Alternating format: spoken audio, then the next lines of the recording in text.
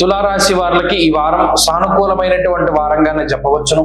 గత వారాలతో పోల్చుకుంటే పరిస్థితులు సానుకూలంగానే ఉన్నాయి. దశమమందు రవిగ్రహం యోగిస్తున్నారు, నవమ స్థానమందు గురుడు యోగిస్తున్నారు, అలాగే చంద్రుడి యొక్క బలం ఉన్నది.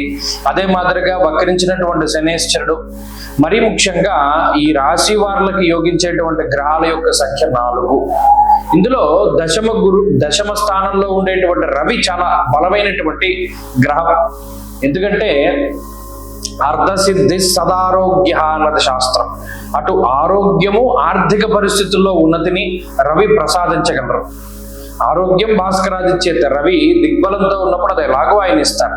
దానితో పాటుగా ఐశ్వర్యాన్ని కూడా ప్రసాదించగలిగేటువంటి స్థితి.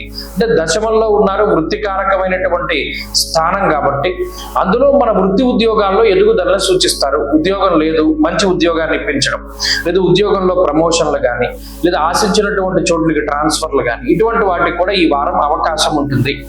అలాగే శనేశ్వరుని యొక్క స్థితిగతులు కానీ, చంద్రుడి యొక్క స్థితిగతులు కానీ, అలాగే శుక్రుని యొక్క స్థితిగతులు కానీ వీటితో పోల్చుకుంటే ఈ వారంలో కొంచెం ఖర్చు మాత్రం అధికంగానే కనబడుతూ ఉన్నది.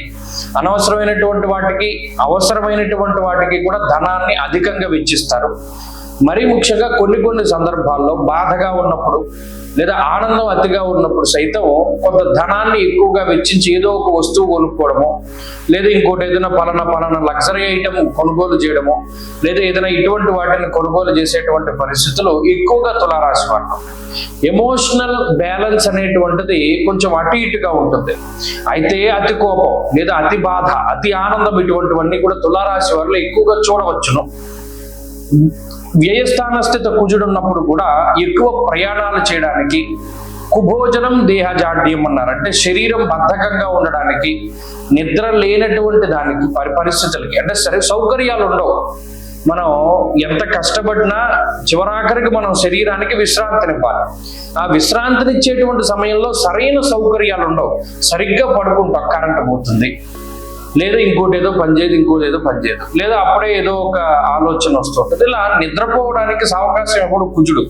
ఇది తులారాశి వారిలో ఎక్కువగా కనబడుతూ ఉంటుంది. ఆ విషయం మినహాయించి మిగతా గ్రహస్థితి అంతా బాగున్నది. ఉద్యోగ వ్యాపారాలు, సంతతి లేదా కుటుంబ పరిస్థితులు బాగున్నాయి. ఈ వారంలో మరింత అనుకూలమైనటువంటి ఫలితాలను సాధించడానికై ఎక్కువగా అమ్మవారికి సంబంధించినటువంటి ఆరాధన, దేవీ ఖడ్గమాల స్తోత్ర పఠనము, లేదా శివాష్టోత్తర పారాయణ కూడా మంచి ఫలితాన్ని ఇస్తుంది. ఈ వారంలో కలిసి వచ్చేటువంటి రోజు ఆదివారంగా చెప్పవచ్చును. అదృష్ట సంఖ్య 4, అదృష్ట వర్ణము లేత ఎరుపు రంగు. తదుపరి వృశ్చిక రాశి.